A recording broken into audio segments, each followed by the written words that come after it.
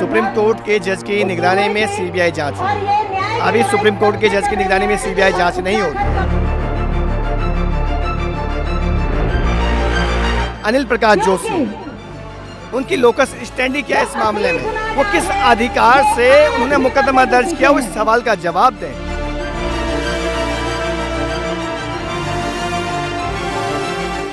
CBI जांच किसकी शिकायत पर हो रही है?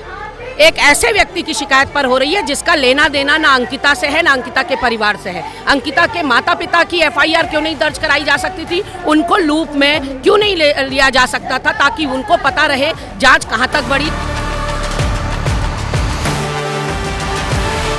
मामला ये है कि जो वो अनिल प्रकाश जोशी जी है, उनका इतिहास सरकार के पक्ष में खड़े होने वाले आदमी के तौर पर है। वो पर्यावरणविद है, लेकिन वो सरकारी पर्यावरणविद के तौर पर है। अगर राजनीतिक लोग इसमें इन्वॉल्व नहीं होते तो शायद ये इतना बड़ा मामला बनता ही ना। चुप रहना भी एक राजनीति का पार्ट है, क्योंकि आप चुप रहना तय कर रहे हैं कि हम इस मामले में नहीं बोलेंगे, इस मामले में बोलेंगे, किसी मामले में चुप रहेंगे। हम ये समझते हैं कि इसको जानबूझ करके इस तरह से बनाने की कोशिश की जा रही है ताकि सरकार का पक्ष, सत्ता का पक्ष मजबूत हो सके। और पुष्कर सिंह धामी को यहाँ से मैं एक संदेश देना चाहती हूँ, अगर वो मेरी बात को सुन रहे होंगे, मैं संदेश देना चाहती हूँ। आपकी सरकार बेटी बचाओ बेटी पढ़ाओ का नारा दे रही है, आप हटा दो उस नारे को और लड़कियों की सुरक्षा की जिम्मेदारी लेने का काम करो।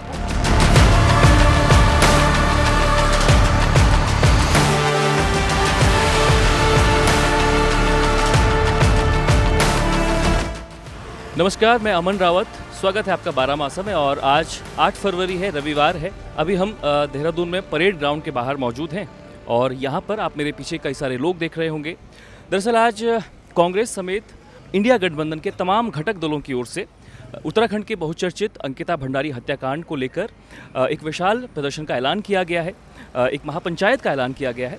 और इसी बाबत यहाँ पर तमाम पार्टीज़ के लोग पहुँचे हैं और अपनी आवाज़ बुलंद कर रहे हैं। इनकी मांगे हैं कि अंकिता भंडारी हत्याकांड को लेकर जो सीबीआई जांच चल रही है वो सुप्रीम कोर्ट के सिटिंग जज की निगरानी में हो। इसके अलावा भाजपा के जिन नेताओं का नाम इसमें वीआईपी के तौर पर सामने आया है उसकी जांच हो, जिनमें दुष्यंत गौतम और अजय कुमार शामिल थे। और इसके अलावा अंकिता के माता पिता की ओर से जो लेटर दिया गया था उसके आधार पर जाँच हो। अंकिता भंडारी को न्याय दो, उत्तराखंड सरकार होश में आओ, उत्तराखंड सरकार होश में आओ। अरे लड़ना है बहना ये तो लंबी लड़ाई है, लड़ना है बहना ये तो लंबी लड़ाई है, लड़ना है बहना ये तो लंबी लड़ाई है, लड़ना है बहना ये तो लंबी लड़ाई है, लड़ना है भाई ये तो लंबी लड़ाई है, लड़ना है भाई ये तो लंबी लड़ाई है, लड़ना है भाई ये तो लंबी लड़ाई है। अच्छा सर, कुछ वक्त पहले से ये बात चल रही थी कि सीबीआई जांच कीजिए, सीबीआई जांच कीजिए।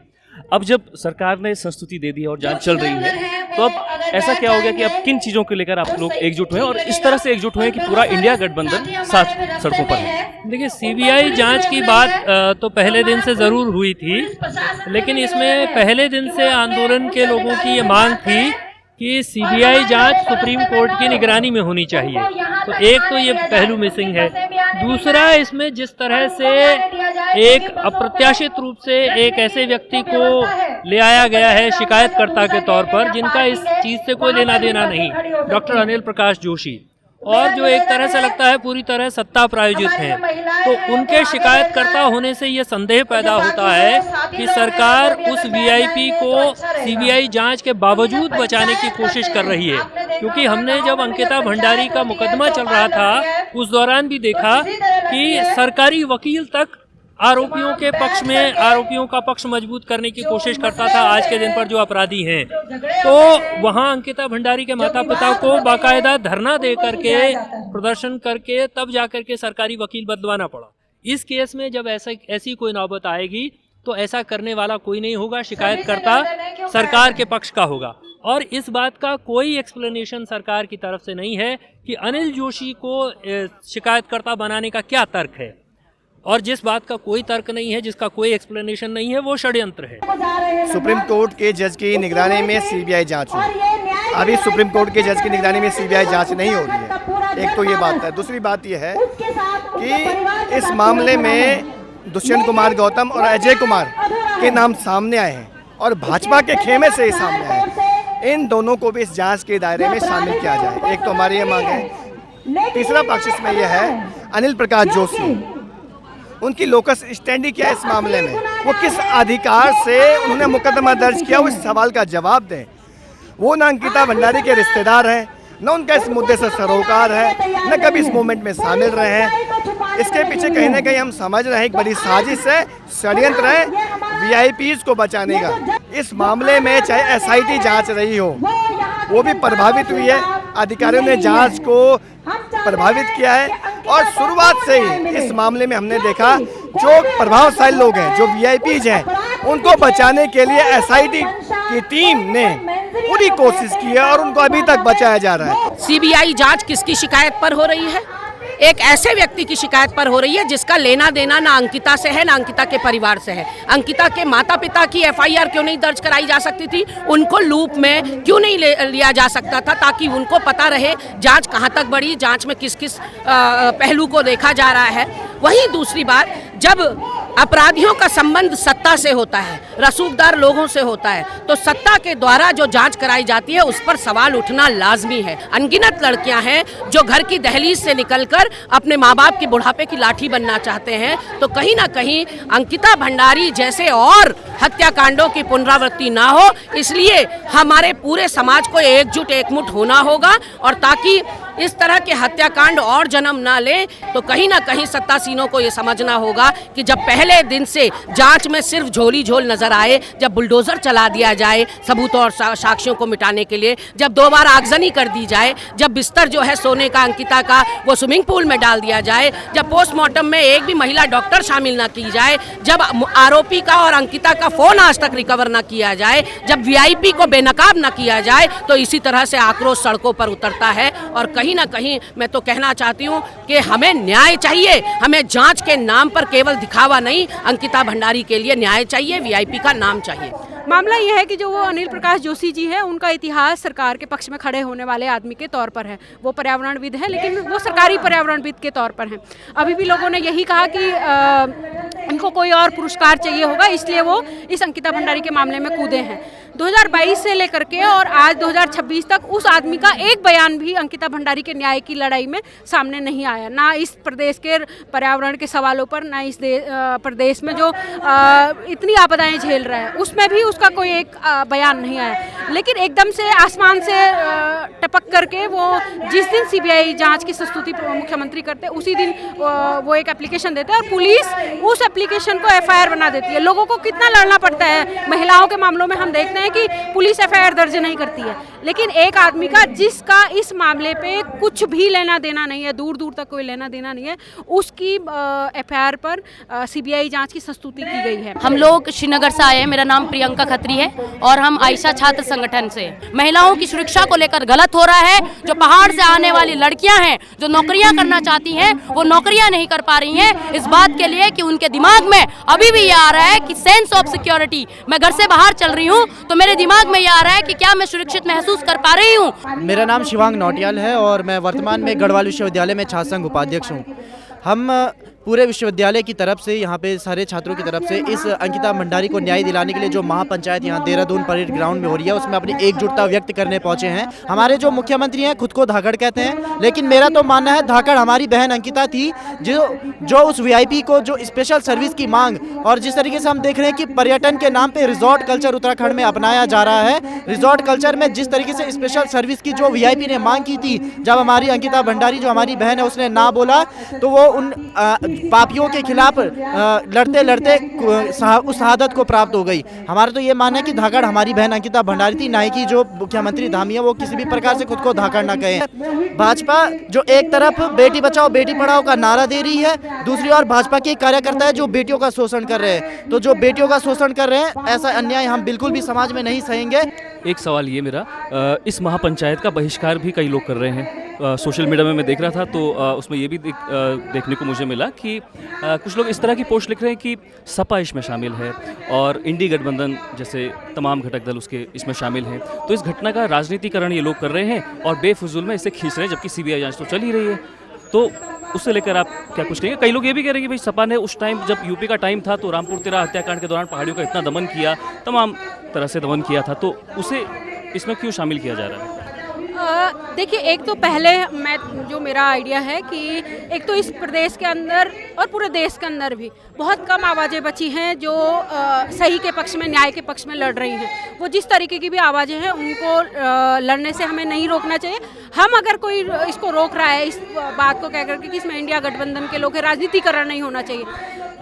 राजनीतिकरण किस चीज़ का नहीं हो रहा है? क्या इस मामले में सरकार राजनीति नहीं कर रही है? क्या वो अपने लोगों को बचा नहीं रही? क्या वो राजनीति नहीं है? अगर राजनीतिक लोग इसमें इन्वॉल्व नहीं होते तो शायद ये इतना बड़ा मामला बनता ही ना। अगर वो वीआईपी अगर कोई नॉर्मल लोग होते, वो आरएसएस बीजेपी से के लोग नहीं होते, तो वो सरकार को क्या पड़ी थी उनको बचाने के लिए? वो सरकार उनको इसलिए बचा रही क्योंकि वो उनके संगठन के लोग हैं, क्योंकि वो राजनीतिक लोग, इसलिए उनको बचा रही है सरकार। अगर वो कोई सामान्य लोग होते, कोई रेडी वाला होता, कोई दुकानदार होता, कोई तीसरा लड़का कोई होता, तब थोड़ा इतनी चीज़ें खिंचती। राजनीति ना करने की जो बात है, ये भी एक तरीके की राजनीति ही है कि आप राजनीति से दूर रहना पसंद करते हैं। ये भी एक तरीके की राजनीति है। चुप रहना भी एक राजनीति का पार्ट है, क्योंकि आप चुप रहना तय कर रहे हैं कि हम इस मामले में नहीं बोलेंगे, इस मामले में बोलेंगे, किसी मामले में चुप रहेंगे। ये किसी एक व्यक्ति का मुद्दा तो नहीं है, ये पूरे उत्तराखंड में बेटियों के सुरक्षा का, उनकी अस्मिता से जुड़ा हुआ सवाल है।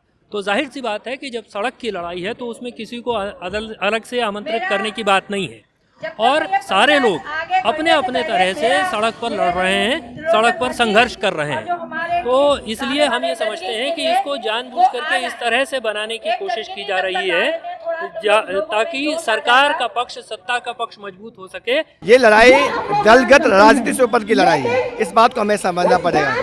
ये कोई पॉलिटिकल लड़ाई तो है नहीं। कुछ लोग ऐसे हैं जो इस मूवमेंट को कमजोर करने की कोशिश कर रहे हैं। वो भारतीय जनता पार्टी की सरकार से पोषित है, भारतीय जनता पार्टी संगठन से पोषित लोग हैं जो लोगों को भ्रम की स्थिति में ला रहे हैं ताकि ये लड़ाई कमजोर हो।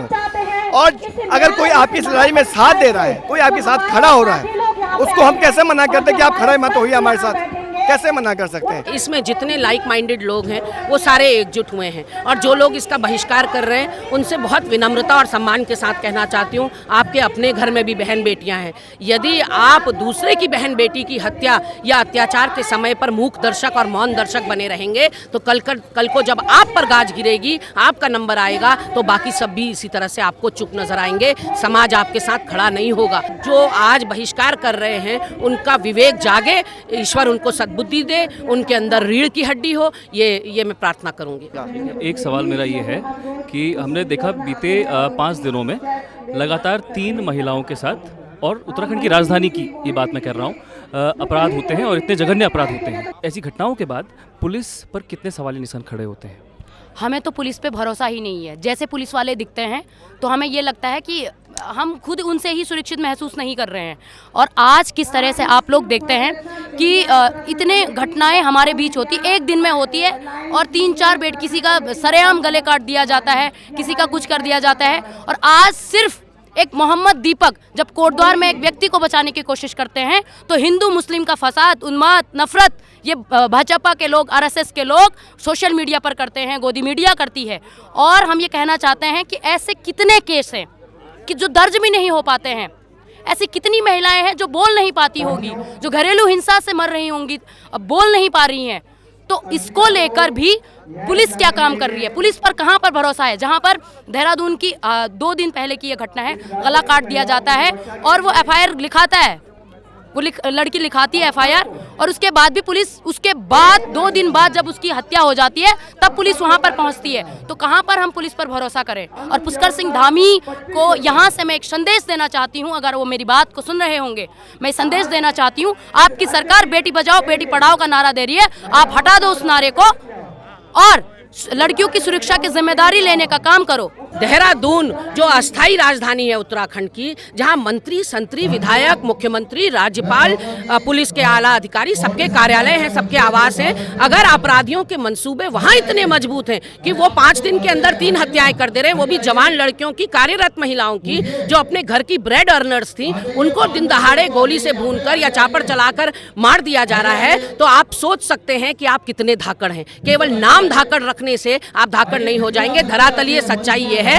कि आप कायर हैं, आप बुजदिल हैं, आप लोगों के एकजुटता से डरते हैं। इसीलिए आज इस महापंचायत के डर से आपने पूरे शहर में 5 से 6 कार्यक्रम प्रायोजित कर दिए और लोगों को सर उठाने को मजबूर कर दिया, क्योंकि आप दमनकारी सरकार हैं। ये महापंचायत आज हमने यहाँ पे आयोजित की है। इस तरह की पंचायतें पूरे प्रदेश भर में आयोजित होंगे और यह मूवमेंट लगातार सड़कों पर जारी रहेगा। तो हम ये साफ तौर पर ये मानते हैं कि ये एक तरह से वीआईपीज़ को बचाने की एक और कोशिश सरकार कर रही है और इसलिए सड़क का आंदोलन तो रहेगा। और ये भी हम मानते हैं कि एसआईटी से लेकर के सीबीआई तक का रास्ता आंदोलन से ही, संघर्षों से तय हुआ है। आगे भी न्याय का रास्ता तय होगा तो आंदोलनों के जरिए ही तय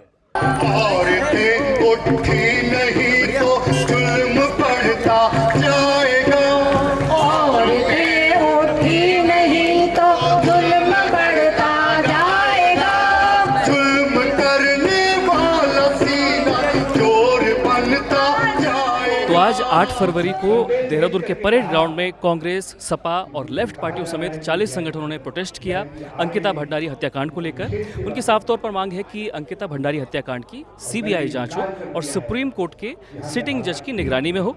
और जिन कथित वीआईपीज़ का नाम इस मामले में सामने आया है, जिनमें दुष्यंत कुमार गौतम और अजय कुमार जो नाम थे, उनकी जांच हो। इसके अलावा अंकिता के माता पिता के द्वारा दिए गए लेटर के आधार पर सीबीआई की जांच हो। तो इन तमाम मांगों को लेकर तमाम संगठन आज यहाँ पहुँचे थे। छात्र संगठन भी इसमें शामिल थे और हम उम्मीद करेंगे कि इस मामले की जांच निष्पक्ष हो, हमारी बहन अंकिता को जल्द न्याय मिले, कथित वीआईपीज़ के नाम जो सामने आए हैं उनकी जांच हो और इस मामले में ऐसा न्याय मिले कि वो न्याय नज़ीर बने, ताकि भविष्य में इस तरह की कोई भी घटना या इस तरह का कोई अपराध हमारी बहन बेटियों के साथ न हो। इसी तरह की और भी रिपोर्ट्स के लिए आप बने रहें, जुड़े रहें 12 मास।